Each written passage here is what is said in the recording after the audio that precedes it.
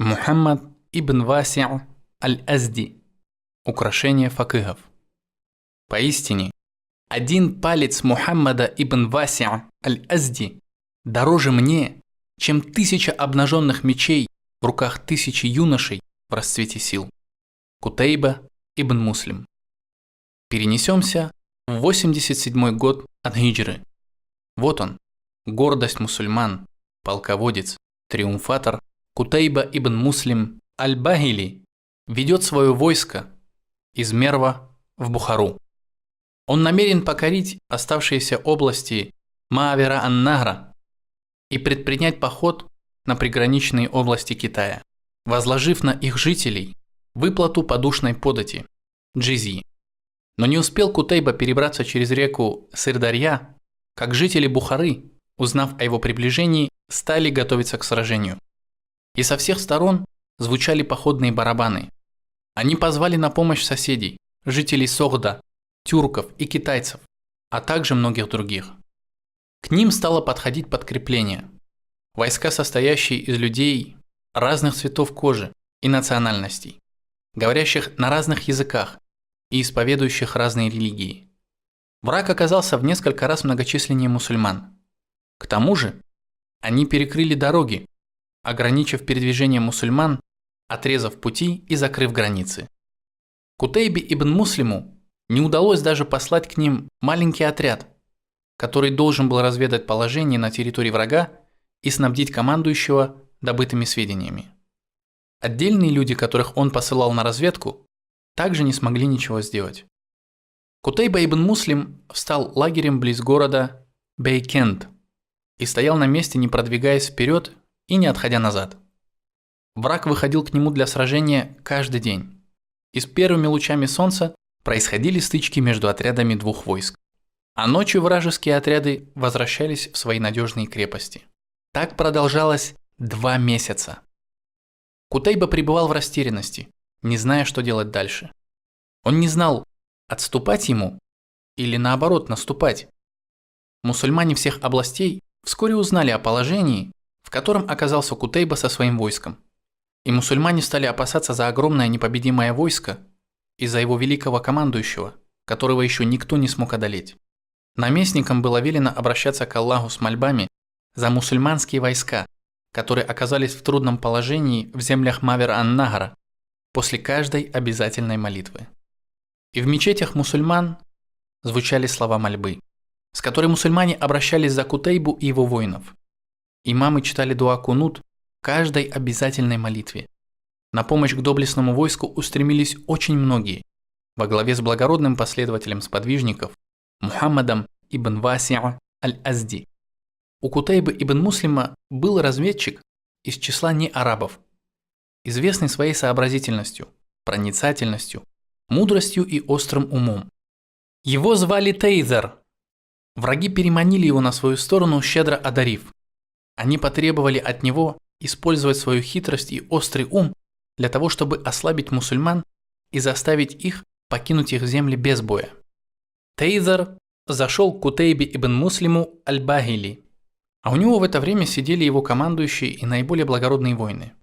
Сев рядом с ним, Тейзер наклонился и прошептал ему в ухо: «Распусти свое собрание, о предводитель, если, конечно, пожелаешь».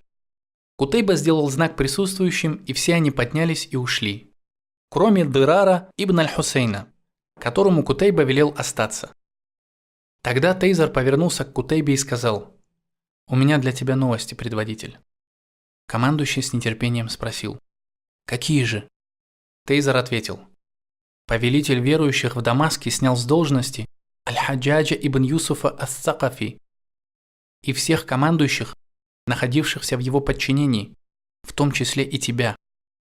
И он назначил новых командующих и уже послал их, чтобы они заняли свои новые должности. Твой заместитель прибудет со дня на день, и я считаю, что тебе следует увести войско из этих земель и вернуться в Мерв, чтобы разобраться со своими делами подальше от полей сражения». Едва Тейзер закончил свою речь, как Кутейба ибн Муслим позвал своего слугу Сияха, и когда тот явился, велел ему: «Сиях, отруби голову этому предателю». И тот отрубил Тейзеру голову и удалился. Кутайба повернулся к Дирару ибн аль-Хусейну и сказал: «Никто на земле не слышал этого известия, кроме нас с тобой. И я клянусь высочайшим и великим Аллахом, что если оно дойдет до чьих-нибудь ушей прежде, чем мы завершим нашу войну, я отправлю тебя вслед за этим предателем. Если тебе дорога твоя жизнь, то держи язык за зубами и знай, что распространение этого известия ослабит воинов и принесет нам сокрушительное поражение». Потом он разрешил людям войти к нему. Увидев убитого Тейзера, тело которого лежало на земле в луже крови, люди остановились и стояли молча, растерянные и напуганные. Кутайба сказал им: «Почему вас так напугало убийство этого подлого предателя?» Они ответили: «Мы думали, он искренне служит мусульманам и предан нам». Кутайба сказал: «Нет, он обманывал нас, и Аллах наказал его за это». Потом он возвысил голос и сказал: «А теперь отправляйтесь сражаться с вашим врагом, и на этот раз встретьтесь с ним не с такими сердцами, с которыми вы встречались с ним прежде». Воины выполнили приказ своего командующего Кутайбы ибн Муслима и перешли границы, чтобы встретиться с врагом. Когда оба войска построились друг против друга, мусульмане увидели, что их враг заметно превосходит их численностью и хорошо вооружен. Это наполнило их сердца страхом. Кутайба понял, какие чувства испытывают его воины. Он стал ходить между рядами, обращаясь к воинам с речами, призванными поднять боевой дух и разжечь в сердцах благородный пыл и укрепить решимость воинов. Потом он огляделся и спросил: «А где Мухаммад ибн Васи'а аль-Азди?» Ему сказали: «Он там, на правом фланге, о предводитель». Кутайба спросил: «Что он делает?» Ему ответили: «Оперся на свое копье, вперил взгляд во врага и шевелит пальцем, указывая в небеса. Позвать его, о предводитель?» Кутайба ответил: «Нет, оставьте его». А потом добавил: «Клянусь Аллахом, поистине один палец Мухаммада ибн Васи'а аль-Азди дороже мне, чем 1000 обнаженных мечей в руках 1000 юношей в расцвете сил. Оставьте его. Пусть обращается к Аллаху с мольбами, ведь все мы знаем, что его мольбы не остаются без ответа».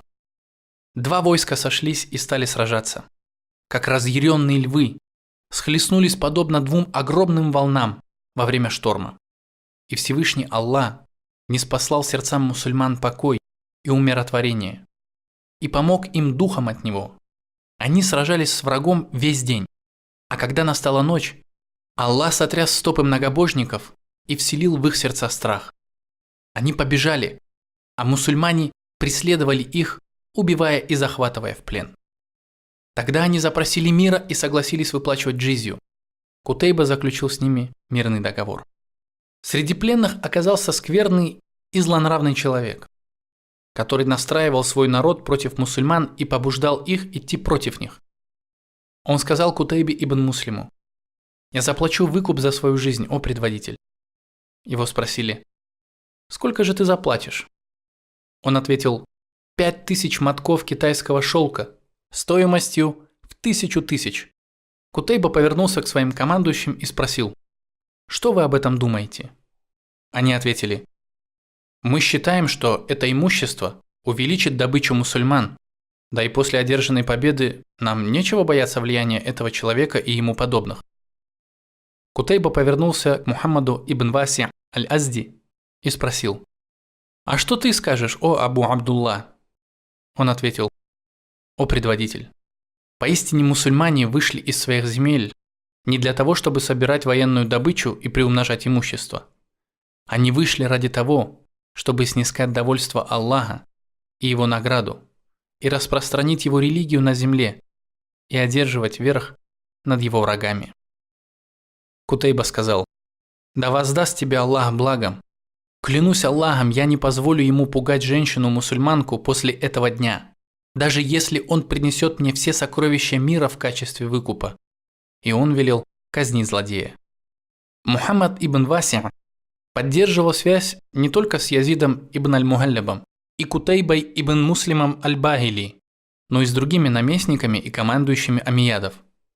В их числе был наместник Басры Биляль ибн Абу Бурда, До нас дошло немало историй, главными героями которых были Мухаммад ибн Васи и этот наместник. Рассказывают, что однажды Мухаммад ибн Васи зашел к нему, а на нем была грубая шерстяная рубаха. Биляль ибн Абу Бурда спросил его: «Что заставляет тебя носить эту грубую одежду, о Абу Абдулла?» Шейх смотрел в сторону, не отвечая. Наместник спросил: «Почему же ты не отвечаешь мне, о Абу Абдулла?» Мухаммад ибн Васи сказал: «Я не хочу говорить, что делаю это, проявляя равнодушие к мирским благам, потому что тогда получится, что я хвалю себя. И не хочу говорить, что поступаю так из-за бедности, потому что тогда получится, что я жалуюсь на своего Господа, а я не желаю ни того, ни другого». Наместник спросил: «Есть ли у тебя какая-нибудь просьба, которую я могу исполнить, о Абу Абдулла?» Шейх ответил: «Что до меня, то у меня нет просьб, с которыми бы я обращался к кому бы то ни было из людей. Я пришел к тебе, чтобы попросить за одного брата-мусульманина. И если Аллах пожелает, ты удовлетворишь эту просьбу и будешь хвалимым. А если Аллах не пожелает, то ты не исполнишь эту просьбу, и у тебя будет оправдание». Наместник сказал: «Мы исполним эту просьбу с позволения Аллаха». Потом наместник повернулся к Мухаммаду ибн Васи и спросил: «Что ты скажешь о предопределении и судьбе, о Абу Абдулла?» Он сказал: «О предводитель, поистине, Всевышний Аллах не станет спрашивать своих рабов в судный день о предопределении и судьбе. Он спросит их об их деяниях». Наместник устыдился и замолчал. Пока он сидел у наместника, наступило время обеда. Наместник пригласил Мухаммада ибн Васи пообедать с ним. Он настаивал, но шейх все находил отговорки. Наместник разгневался и воскликнул: «Я вижу, ты не желаешь попробовать нашу еду, о Абу Абдулла». Шейх ответил: «Не говори так, о предводитель. Клянусь Аллахом, поистине лучшие из вас, предводителей, дороже для нас, чем собственные сыновья и самые близкие родственники». Мухаммаду ибн Васи несколько раз предлагали занять должность судьи. Однако он отказывался и всеми силами старался избежать назначения на данный пост, из-за чего ему даже довелось пострадать. Однажды Мухаммад ибн Аль-Мунзир, начальник городской стражи в Басре, вызвал его к себе и сказал: «Поистине правитель Ирака велел мне пригласить тебя на должность судьи». Шейх сказал: «Избавьте меня от этого, и да дарует Аллах вам благополучие». Тот повторил свою просьбу и во второй, и в третий раз. Но Мухаммад ибн Васи решительно отказался. Наконец начальник стражи сказал: «Клянусь Аллахом, либо ты станешь судьей, либо я дам тебе 300 плеток и еще опозорю». Шейх ответил: «Если ты собираешься поступить так, что ж, тебе ничего не мешает. И поистине подвергающийся мучениям в этом мире лучше подвергающегося мучениям в мире вечном». Начальник стражи устыдился и отпустил его. В мечети Басры вокруг Мухаммада ибн Васи собиралось множество искателей знания, для которых он служил источником мудрости и благих наставлений. Книги по истории и сборники жизнеописаний полны сообщений об этих его собраниях. Например, рассказывают, что как-то один человек сказал: «Дай мне наставление, о Абу Абдулла». Шейх ответил: «Я наказываю тебе быть царем в этом мире и в мире вечном». Тот человек в изумлении спросил: «Как же мне это сделать, о Абу Абдулла?» Шейх ответил: «Будь равнодушным к тленным мирским благам, и ты станешь царем здесь, обходясь без того, что принадлежит людям. И ты станешь царем там, преуспев и обретя благую награду у Аллаха». Другой человек как-то раз сказал ему: «Поистине я люблю тебя ради Аллаха, о Абу Абдулла». Шейх ответил: «Да полюбит тебя Аллах, ради которого ты полюбил меня». И он ушел со словами: «О Аллах, я прошу у тебя защиты от того, чтобы люди любили меня ради тебя, а ты при этом ненавидел меня». Каждый раз, когда Мухаммад ибн Васи слышал, как люди хорошо отзываются о нем, хвалят его и восхищаются его богобоязненностью и поклонением, он говорил им: «Если бы грехи пахли, то никто из вас не смог бы приблизиться ко мне из-за исходящего от меня зловония. Мухаммад ибн Вася неустанно побуждал своих учеников следовать книге Аллаха и жить в соответствии с ней. Он говорил: «Коран – сад верующего. С какого бы места он ни читал его, он оказывается в прекрасном саду». Он также наказывал им не переедать. Кто ест мало, понимает и объясняет, и помогает понять другим.